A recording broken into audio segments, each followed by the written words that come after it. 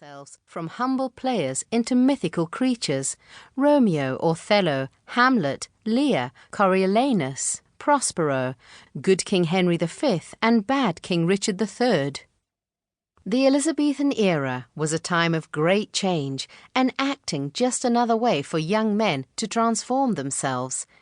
Shakespeare remains the supreme example of an ambitious provincial arriving in London and reinventing himself, but his journey from a small town to the London stage was replicated many times.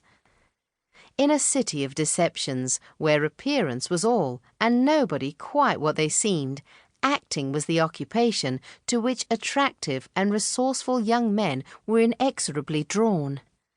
Whether fleet of foot and smooth of cheek, or built like a bear with a commanding bellow, whether beautifully dressed in clothes purloined from an aristocratic master, or wrapped in a cloak which masked a stained doublet and laddered hose, the resourceful individual with the gift of the gab gravitated to the profession most associated with outsiders and thieves.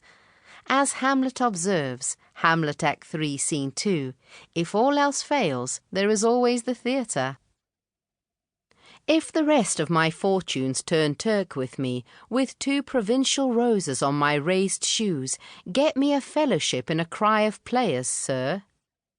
In the theatre, 2 worlds collided: the shimmering mirage of the playhouse, with its scenes of mystery and imagination, and the criminal underworld, itself built on pretense and deception.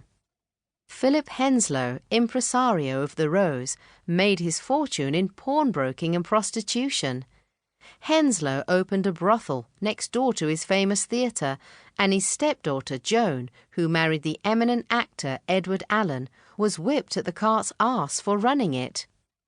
Canny young drifters, more than capable of strutting and fretting their hour upon the stage, and sufficiently educated to ensure that they flung the dramatist's words so that they ring around the arena of the Globe or the Rose, found a vocation in parading their skills before a paying audience. Many of these actors also turned their classical education to good account, drawing on Greek verse or Latin prose exercises to create towering melodramas and incisive political satires.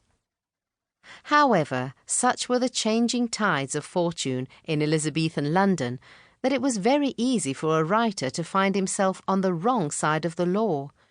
In an age where the distinction between petty crime and grand treason was decidedly indistinct, being a professional writer was a dangerous occupation, and many an author found himself in prison or worse for penning a political satire. When in 1597 Ben Jonson completed Thomas Nash's play The Isle of Dogs, the manuscript of which is now sadly lost, the play was deemed so seditious that Jonson and his cast were imprisoned in the Marshalsea. The Puritan and political commentator John Stubb, circa 1541–90, and his publisher William Page received an even more severe punishment in 1579, after Stubb had criticised Elizabeth I's plans to marry the Duke of Anjou. Objecting on religious grounds, he feared that the Roman Catholic Duke might restore Catholicism to England. Stubb added insult to injury by commenting that at 46 the Queen was too old to have children, and that the union of the two was immoral, foul, and gross. Elizabeth was less than delighted by these remarks, and the pamphlet, The Discovery of a Gaping Gulf Whereinto England is Like to be Swallowed by Another French Marriage, was publicly burned in Stationers' Hall.